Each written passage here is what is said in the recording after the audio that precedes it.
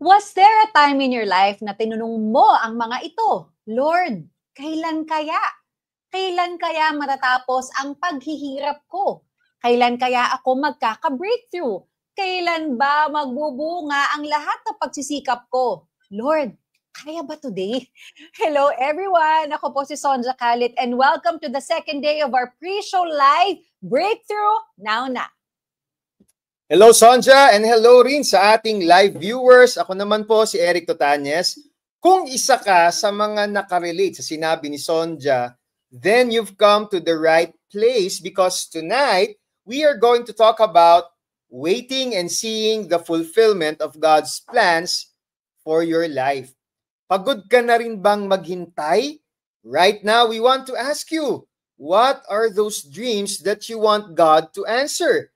Let us know po in the comment section because we are going to pray for you later. Kung may kakilala ka na naghihintay din ng breakthrough, then tag them now so they will be blessed too. That's right. Alam nyo, I think all of us, or maybe almost all of us na lang, no, we hate waiting. We complain kapag mahaba ang pila sa commute or sa grocery store, nagrereklamo tayo kapag hindi agad nasusunod ang gusto natin. And sometimes sa sobrang tagal, we doubt God na mabuti ka ba talaga, Lord? Ano ba talagang plano mo? Nagdududa tayo kay Lord kasi sobrang tagal matupad ng mga pangarap natin sa buhay. Or ako lang ba yung ganun, Eric? Ikaw din ba? Ay, naku, hindi ka nag-iisa, Sonja. At yung mga naiinip dyan, pumila, naiinip sa buhay, nako, welcome po sa ating ating welcome to the club. Welcome to the club.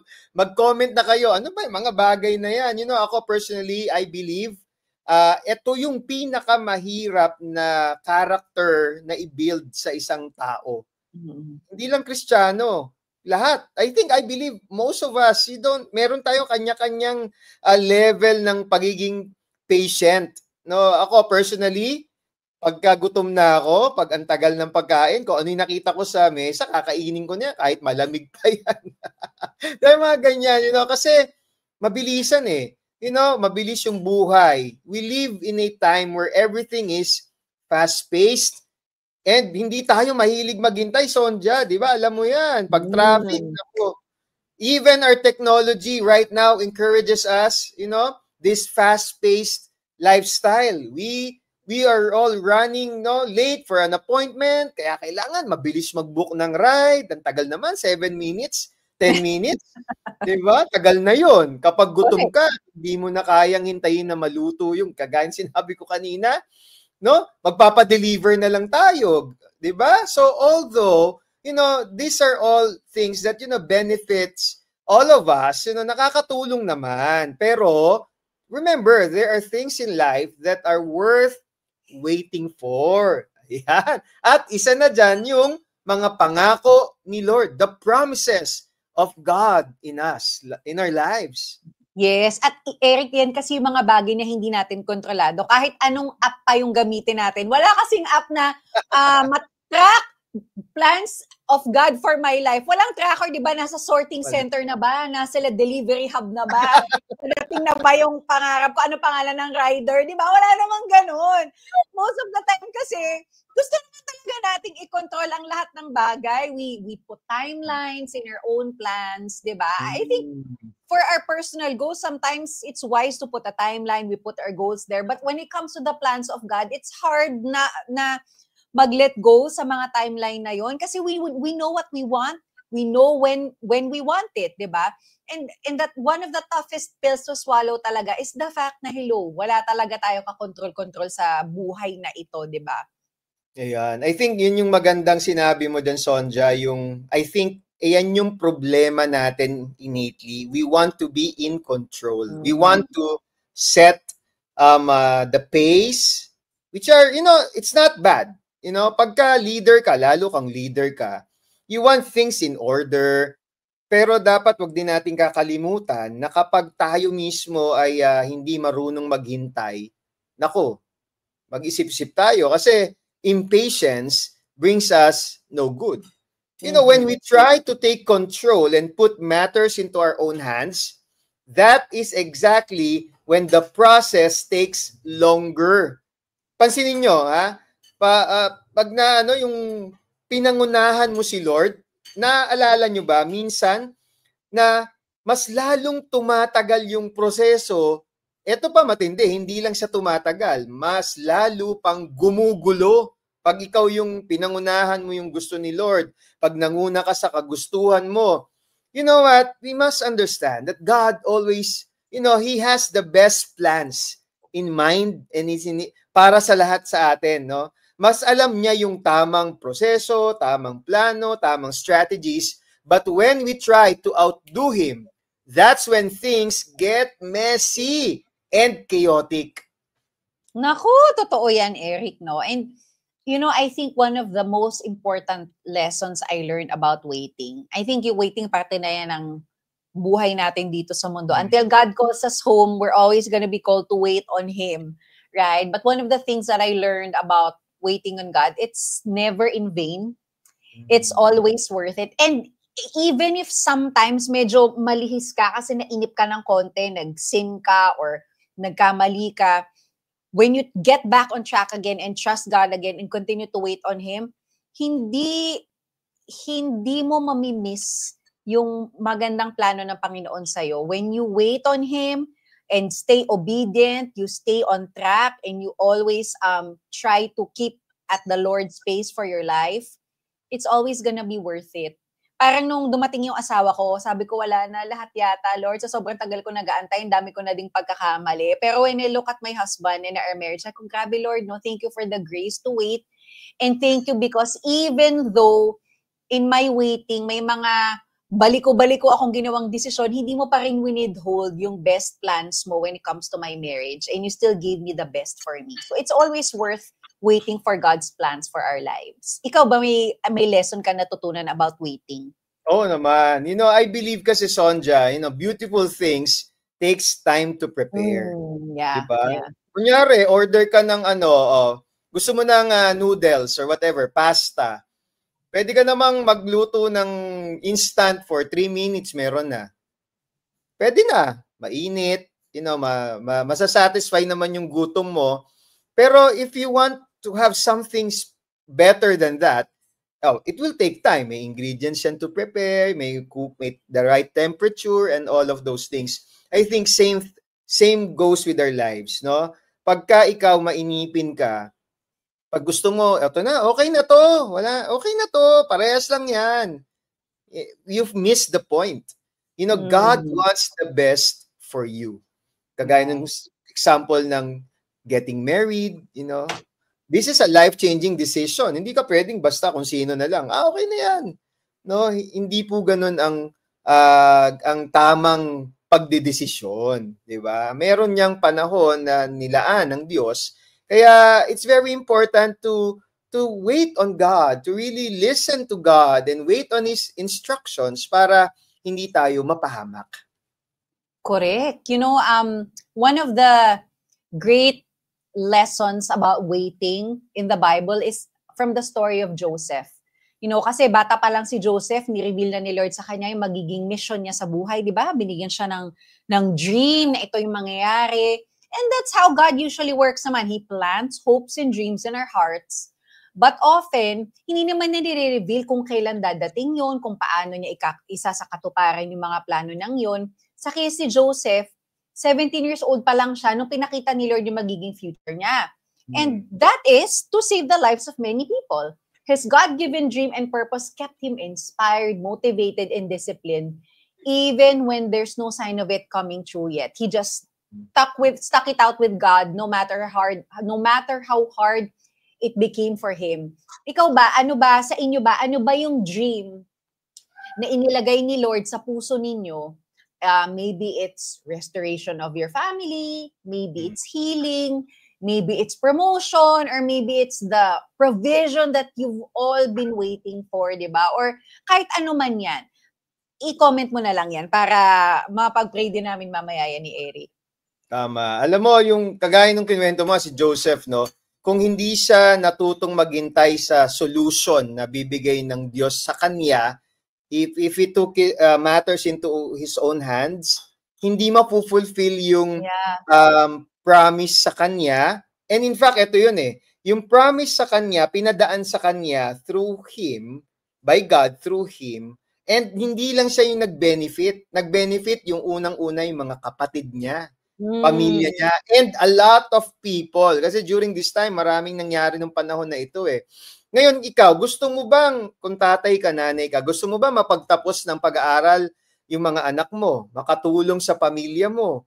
Or do you want to achieve a breakthrough sa buhay mo, area in your life na matagal mo nang pinagdarasal, matagal mo nang hinihintay? Kaya ito yung una nating dapat maintindihan na maraming lesson na pwede nating matutunan kay Joseph. One thing that really is important, we should start here. Number one, hold on to God's dreams and plans. You know, we encourage you to hold on to God's promises in your life because He who promised is faithful at panghawakan mo yung mga sinabi ni Lord para sa buhay mo. Hindi yung sinabi ng mga tao na nakapaligid sa'yo, okay na yan, ba't ang tagal mo namang magdesisyon? Okay, may edad ka na, patulan mo na yan. Parang mga ganyan, no? Kaya naman, ang ganda na ng offer, mag-resign ka na dyan. Ayan. Ang tanong, yan ba yung plano ng Diyos sa'yo? So sabi niya, hindi, wait ka muna dyan kasi I want you to grow where you are so that in the next promotion, ready ka na. You don't listen quickly to people's opinions, but listen closely to God's word. Write them, yung mga sulat mo yung mga pangako ng Diyos sa'yo. Yan, di ba? Yung mga na-impress sa puso niya para sa'yo, para sa pamilya mo, para sa kinabukasan nyo. These promises, you know what, will keep you on track. You know, Joseph's vision kept him on track during very difficult times and when he faced great temptations, no? This takes a lot of faith and vulnerability because it means letting go of the need for immediate answers or outcomes. Nako, gusto natin, may sagot agad. Holding on to God's promises helps us release our desire for, again, that word, control, and believe that even our pain can be part of a bigger and a better story, one that leads to something beautiful and extraordinary. Amen! Tama ka dyan. No? Kaya naman to those of you here who are feeling lost, confused ka, hindi mo alam ano ba yung mga plano at mga pangako ng Panginoon para sa akin, you know where you can start? Kasi di ba sabi ni Eric, hold on to God's plans and promises for you. And ang tanong mo, saan ba ako magsisimula? Ano ba yung mga good plans na yun? Ano ba yung mga plano ni Lord sa akin? It begins with having a personal relationship with God. Because when you know God and you have a relationship with Him, you're gonna hear His voice and He's gonna start revealing to you what those plans are. So kung gusto mong malaman at alam mong wala ka pang personal na relationship kay Lord, start there. Begin by knowing God, the one who knows your past, present, and future, the one who created you for a divine purpose, the one who works everything in your life for the good of you, for your best interest. And you know, God may not speak to you in a dream like how He did with Joseph, but if you are determined to know His plan for your life, if you are determined to seek God and know Him, He will reveal Himself to you more than you can ask for or imagine, because you know He is a God of clarity, not confusion. Again, to know His plans for you, you need that personal relationship with Him. He is a very personal God, and He wants to make His plans known to you as well. But first, we have to have relationship with Him and experience His love for us like never before. Diba, Eric? Yes, you know, it's so true. Everything you said is spot on. We need to start with God. Kasi yung mga pangako na maaring ay mga pangarap mo na pinaghihirapan mo, it will all come to pass if it's aligned to what God has purposed in your life. And it must start, your dreams, your plans must start with the one who gave it to you. Maybe right now you are wondering anong mga pangako pa ang hindi natutupad sa buhay mo. you know what? At this point in your life right now, you must make a decision to surrender everything to the one who can give that promise to you. But it starts with a personal relationship with Him. We must settle everything with God right now. So if you think you need to have that restart in your life, a restart in your prayer, in your faith life, kung wala ka pang relasyon sa Diyos, you know what? You can do that today by receiving salvation, by receiving the free gift of God's salvation in the name of Jesus. Why don't you close your eyes and bow down your heads where you are right now? If you're in your home, if you're working, and maybe you're on break, this time is an appointed time to accept the free gift of salvation. Repeat this prayer after me. Dear Heavenly Father, I've been living my life by myself and I am always in control. At this moment, right now, I surrender my life to you. Forgive me of all my sins. Forgive me of all those decisions that I made that ruined me. I accept the free gift of salvation and the eternal life that only you can give. Thank you for a new beginning. Thank you for a new hope. Thank you for a new life with you. In Jesus' name, Amen.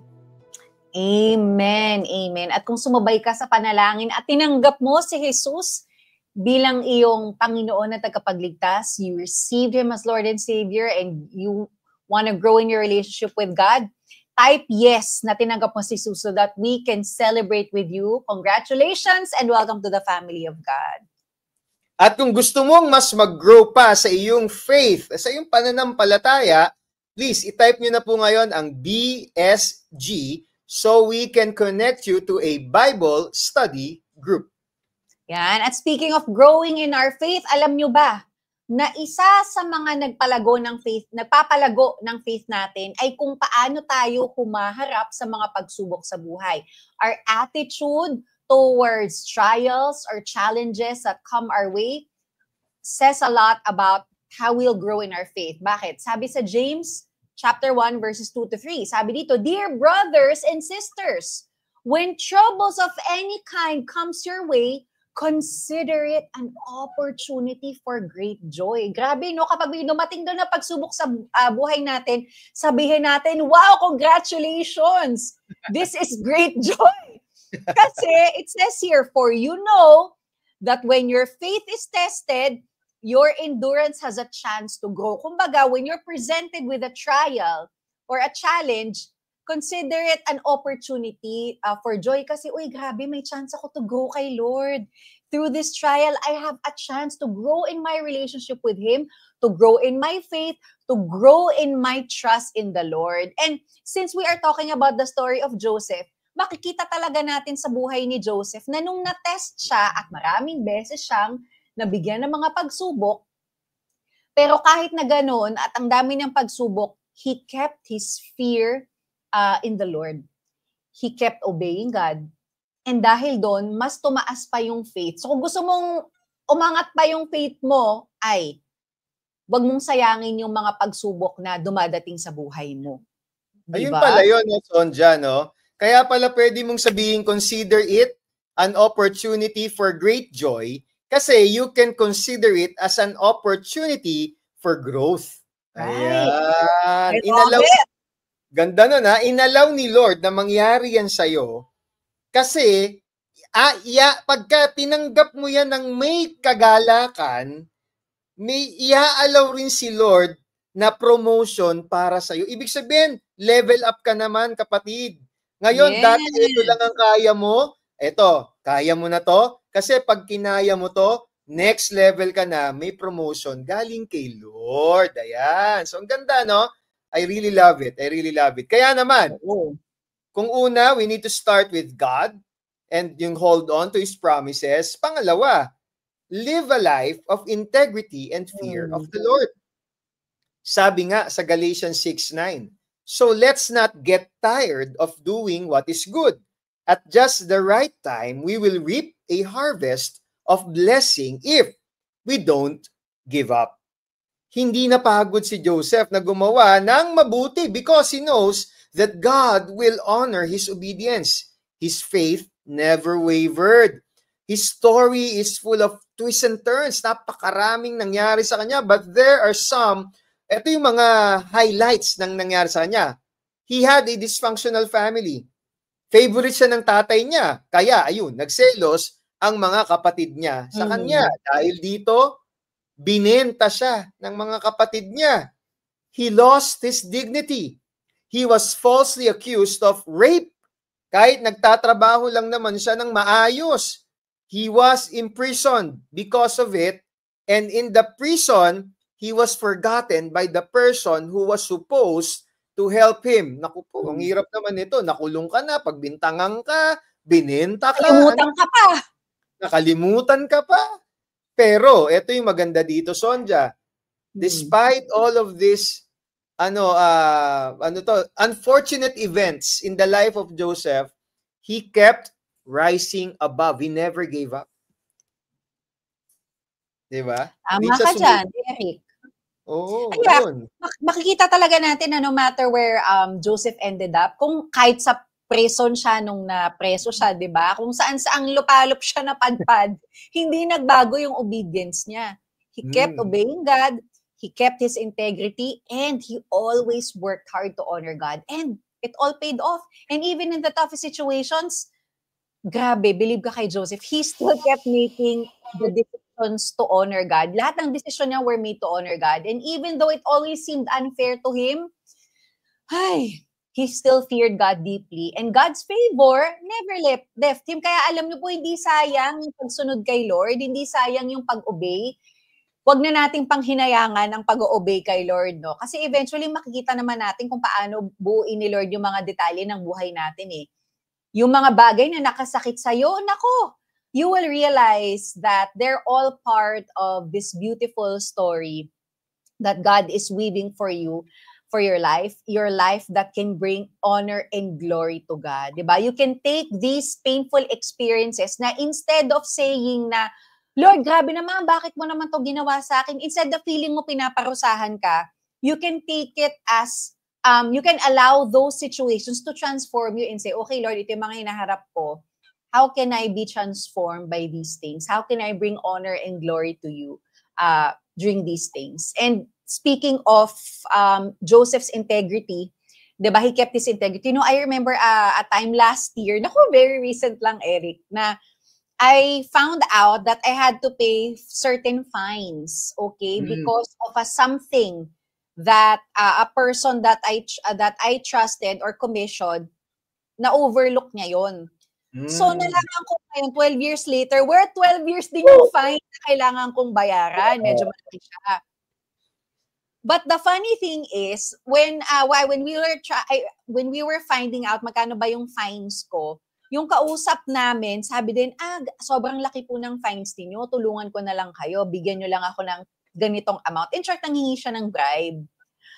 Malaki talaga yung kailangan kong bayadan, di ba? Pero alam mo, nilunok ko na lang, sabi ko, Lord, hindi ko to gagawin. I know you will be honored if I choose to honor you with this. Na alam ko tong pera, ikaw naman may-ari nito. So, I will do the right thing because I want to honor you. I want to keep my integrity. So, ayun. Nilunok ko na lang at sinabing, I will do the right thing. Lord, ganyan. Ako na bahala. Medyo mahirap Hirap yun, mahirap yun. You know, naalala ko lang sa kwento ni Joseph din, no, si Mrs. Potiphar, no, yung asawa ng boss. Yun na nga. Oo, di ba, no? So, several times in my past life, when I was still working in different companies, may mga Mrs. Potiphar na maaligid. you know, talagang nandun na, talagang, you know, showing, nag-a-advance, no, nagpapakita ng motibo. Aray. You know, praise God, you know, somehow God really protected me for some reason, and I know the reason now, na iningatan ako ni Lord yung mga moments na yun na hindi ako kumagat doon sa patibong na yun. Kasi madali lang namang gawin yung isang bagay na but it will ruin my family, it will ruin the future of my children, and tatatak na yun. And where I am now could have never happened if those temptations consumed me. So I praise God, na talagang you have to hold on to God so that you can keep your integrity. I am not a perfect person, but God is a perfect God who can perfectly surround you, perfectly protect you, and perfectly love you.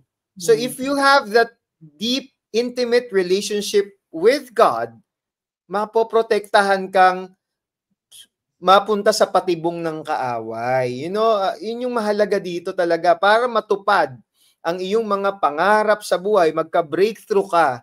Kailangan mong alalahanin na yung breakthrough na ito ay nandyan lang. Pero pine-prepare ka ng Diyos para maging ready ka din sa breakthrough na yon. Hindi niya pwedeng ibigay, hindi ka niya pwedeng bigyan ng isang bagay na alam niyang mapapahama ka rin. Kailangan ready ka eh. Kailangan prepared ka. So, that waiting period is a preparation period for your breakthrough. Yes. At saka speaking of integrity, di ba, yung will sa atin ni Lord, good, pleasing, and perfect, we cannot taint those plans with our own wickedness. So, let's keep our integrity and wag nating, sayang ang ganda ng plano nyo, tapos lalagyan mo ng kasalanan, diba? We have to keep our integrity and so that's another thing we learned from the life of Joseph, right? Keeping our integrity, choosing to honor God. And another thing that we can learn is this, number 3, forgive and leave the past behind, diba? Imagine mo na lang kung si Joseph filled with bitterness and anger towards the people who caused him harm, diba? Kung ang attitude niya, nako, ito mga kapatid ko, pinagbebenta ako, humanda kayo sa akin, diba? Makakatikim kayo, diba? Pwede lang maging ganun yung attitude niya, diba? Feeling ko kung ginawa na yon, lalong nagtagal pa yung katuparan ng kanyang mga pangarap. Yung unforgiveness and bitterness talaga will slow us down. Masyado siyang mabigat. It will slow us down. Diba? What if kinwestiyon ni Joseph yung Panginoon? Naku, mabuti ka ba talaga, Lord? Ito ba talaga yung mga maganda mong plano sa akin? Bakit ang hirap? Bakit hindi maganda yung nararanasan ko? Mangyayari pa ba lahat ng pangako mo? Ang dami. We can ask all those questions. And actually, we might have already asked those questions because I know I have, right? Ang amazing kasi si Joseph, hindi eh. He was never bitter about his own situation and how his life unfolded. And although in times of trials and grief, normal naman to ask questions. I think, God actually welcomes those questions because it's a chance for us to process our own emotions with Him. Hindi po naman kasi masamang magtanong. Ang masama is if we let those questions derail us or taint our view of who God is and start doubting what He can do. So, yes, ask those questions, but allow God to minister His comfort to you as well. Na, Lord, ito yung mga tanong ko, bam, bam, bam, bam, bam, di ba? Magpaka-emote ka kasama si Lord. But I hope we can end those questions with, Lord, I'm having doubts. I'm having a hard time believing you are good, but give me grace and strength to believe that you are good and that your plans for me are good because you are good and you are in charge. So, yun, balansehin natin yung mga tanong natin kay Lord, di ba?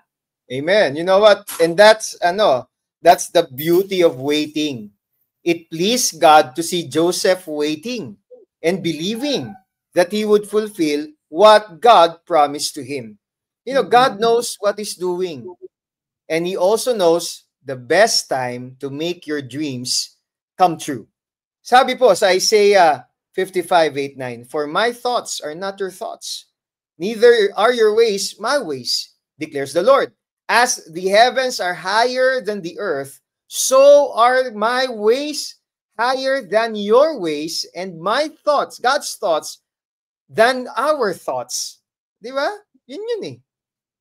That's right. May mga panahon na sinasabi natin na, ay, I'm waiting on the Lord, I'm waiting on the Lord. But what if si God is also waiting on us? What if He's just waiting for us to obey so that we can take hold of those plans and dreams that He has for us? What if He's just waiting on us to forgive so that we can walk in the path that He has for us with freedom, na hindi mabigat sa pakiramdam, diba? What if He's really just waiting on us to fix our eyes on Him? That we're really trusting what He says in His word in Romans 8:28, that God causes everything together for the good, to work for the good of those who love Him and those who are called according to His purpose. You know, Joseph left that bitter past behind. And alam nyo, bago pa humingi ng sorry yung mga kapatid niya sa kanya, napatawad niya na sila. He already forgave them. Yes, you know, and unexpectedly, after years and years of waiting, his breakthrough finally came. He became the second in command of a powerful nation, and other nations came to him asking for his help. Kasi sabi po sa Genesis 50:20, you intended to harm me, but God intended it all for good. He brought me to this position so I could save the lives of many people. Yes, indeed. You know, waiting on God, like I said, it's worth it. And ngayon, Eric, pag-pray naman natin yung mga nag-aantay na ng breakthrough sa kanilang mga brother. Umpisahan mo na, brother. Well, a prayer no, for those waiting for their breakthrough, whether in finances, healing, or any other areas of your life. Panginoon, nakikita niyo po ang mga taong kasama namin ngayon, nakikinig ng mga kwentuhan namin, nakikipagkwentuhan sa amin through the chat. I pray, whatever prayer requests they have right now, whether in their finances, Father, give them opportunities to earn. Give them opportunities for work. If they're waiting for a breakthrough in financial difficulties nila, Father, I pray for promotion. Dun sa mga dapat ma-promote. Yung mga dapat magkaroon ng kita sa kanilang pagbebenta, Panginoon, pagdala ka ng maraming kliyente sa kanila. Let them close those deals in the name of Jesus. You are in control.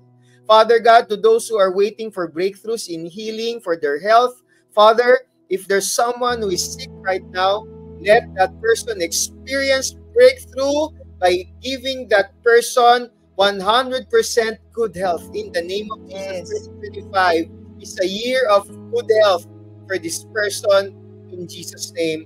And maybe there is someone who is going through a relational struggle, a relational problem.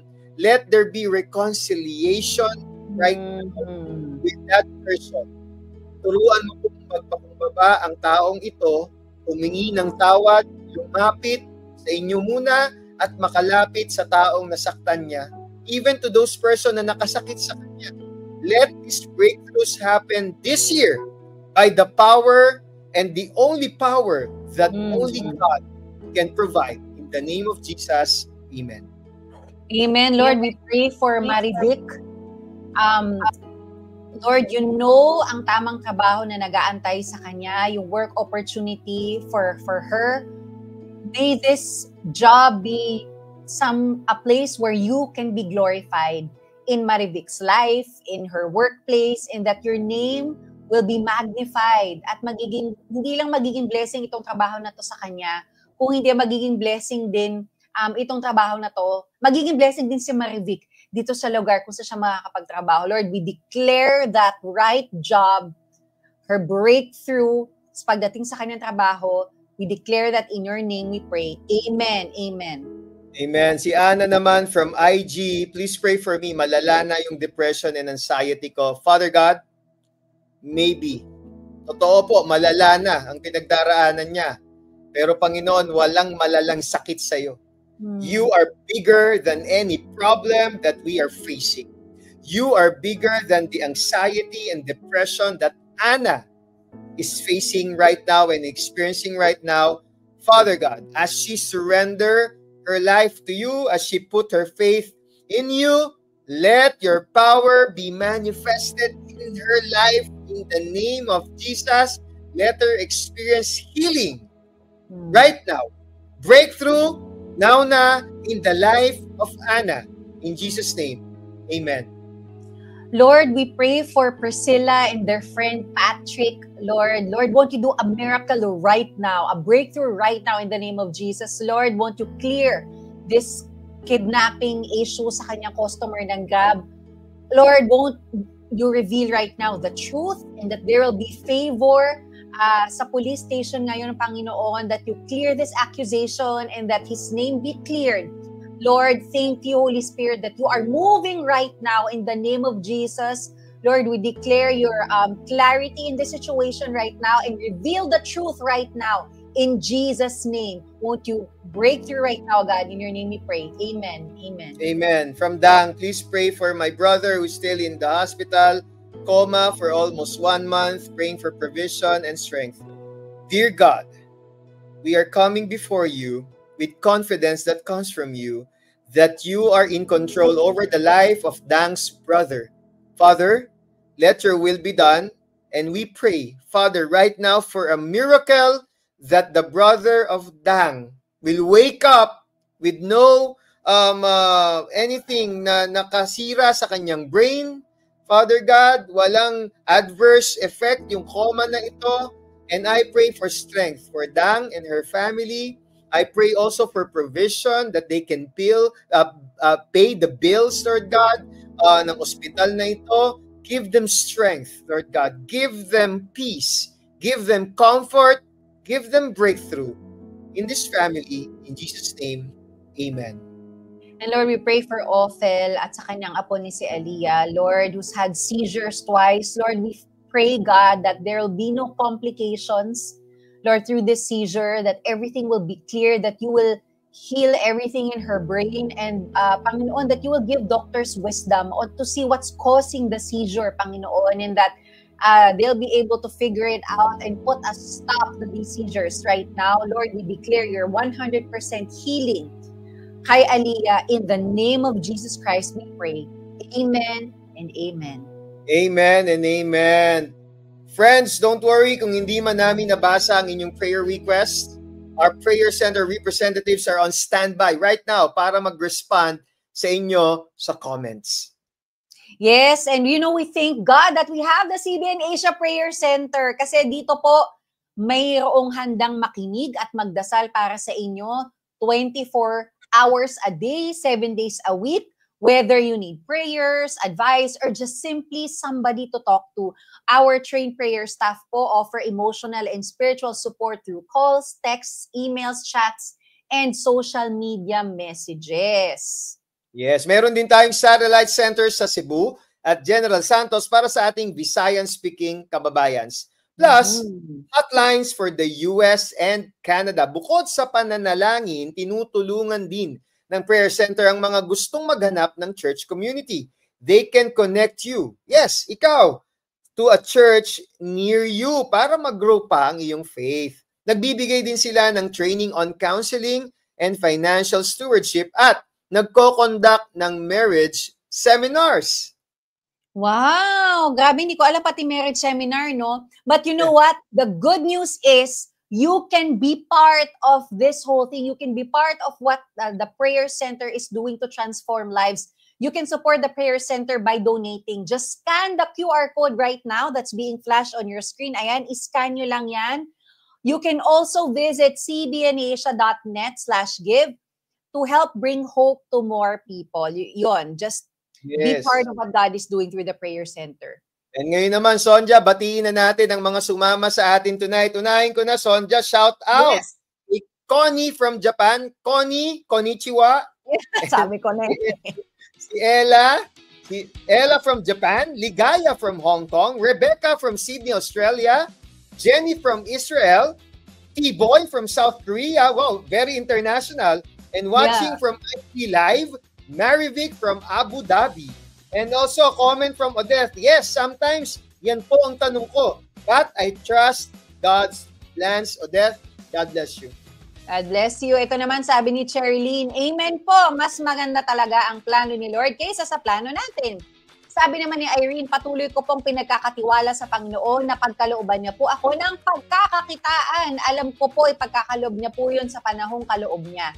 Minsan nakakainip na po, pero alam ko po, mas maganda ang plano niya para sa amin. Amen! Tama ka dyan, Irene. Another comment from Dudes Ban from IG Live.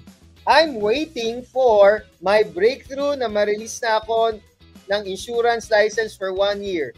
God bless. And we pray for that. Ma-release na ito in the name of Jesus. Comment from Clarissa, inihahanda tayo ni Lord sa lahat ng aspeto. He wants na fully prepared tayo kapag dumating yung tamang panahon at lahat ng pagdadaanan mo while nasa waiting season ay hindi sayang. You got it, Clarissa. Correct.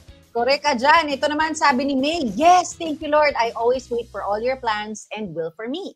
Sabi naman ni Molise, have financial breakthrough para meron rin akong friends na matitreat. Oy, gusto ko yan para makapanglibre ng friends. Amen to that. Sabi naman ni Ninita, worth to wait, worth to be patient, never give up sa lahat ng pagsubok sa buhay. Laking pasalamat ko sa Panginoon dahil hindi niya kami pinabayaan. God bless you po. Mulis, friends tayo. Mulis pag naglibre ka na. Sabi ni Lalaine, watching from Carcar City, Cebu. OB is such a blessing to many. God bless po. Totoo yan, OB, talagang blessing yan. Comment from Joanne, ang sarap mo, ang sarap makinig sa inyo. Very inspiring po, Joanne. God is inspiring us and thank you for that wonderful comment.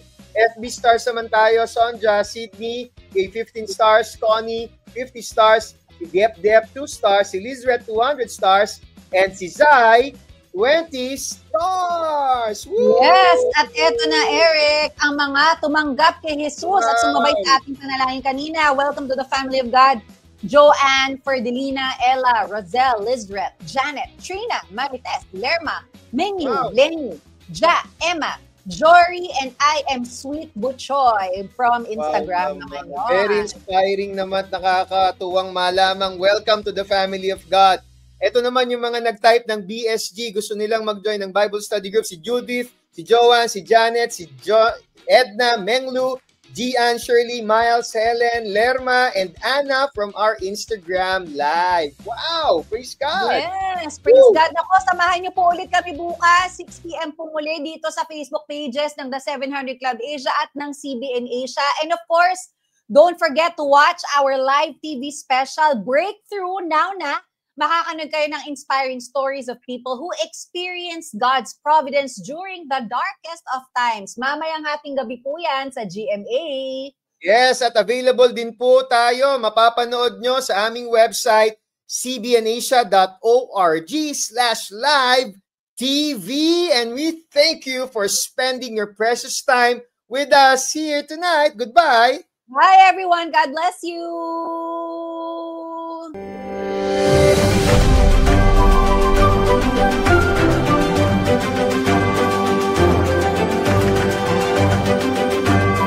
Sa bawat pagsubok, hindi mo kailangang lumabang mag-isa. He cares about us. He loves us. He is so gracious. He's so kind. He's so merciful. Kilalanin ang Diyos na nagbibigay tagumpay sa hamon ng buhay. Listen to Peter Kairou's audio teaching, Breakthrough, now na. Receive this special gift when you donate any amount to CBN Asia. And when you give 2,500 pesos or more, you will receive exclusive streaming access to Transform your life through God's Word, video series, and downloadable study guide from CBN Asia founder Gordon Robertson. You'll have all the information you need to guide your life.